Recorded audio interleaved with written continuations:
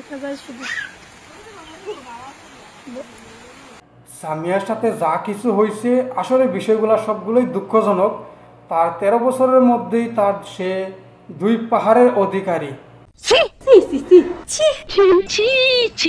নামাজ বাদ দিও না বন্ধু, নামাজ বেহেশতের চাবিকাঠি। থেকে ভালোবাসা পাওয়ার আগে তুমি নিজেই তোমাকে ভালোবাসো, আগে নিজে নিজের প্রেমে পড়ো। সামিয়ারের যেই ছেলে এই কাজগুলা করছো, তার জীবনটা নষ্ট করছো, তার 2টা পাহাড় বানাইছো তোমরা। তো আসলে বিষয়গুলো খুবই দুঃখজনক।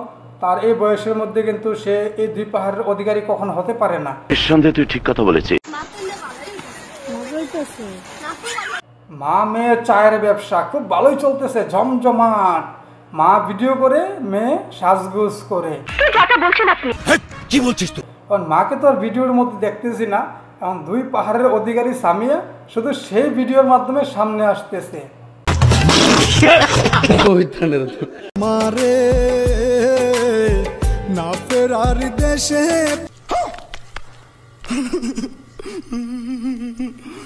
ফেসবুকে মানে টাকা ইনকাম করা কি হারাম নাকি হালাল? হারাম হারাম হারাম। ফেসবুক থেকে টাকা ইনকাম করা সেটা হারাম বলে দিছ, সেটা হারাম হারাম হারাম। এখন বড় বড় পাহাড় দেখাইয়া যে ভিডিও করতেছো, এগুলো হারাম হইতেছে না? মা মেয়ে তো ভালোই ব্যবসা শুরু করছো, সোশ্যাল মিডিয়ার মধ্যে ভালোই ব্যবসা চলতেছে তোমাদের। আজ প্রথমবার কইছস।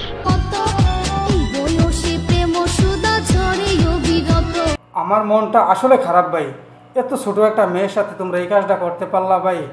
বিড়ালে কামড়াইছে। তার এই কম বয়সের মধ্যে তার এত বড় বড় 2 পাহাড়ের অধিকারী তারা বানাইয়া দিলা। আমার মনে দোষ খাইতে পারে।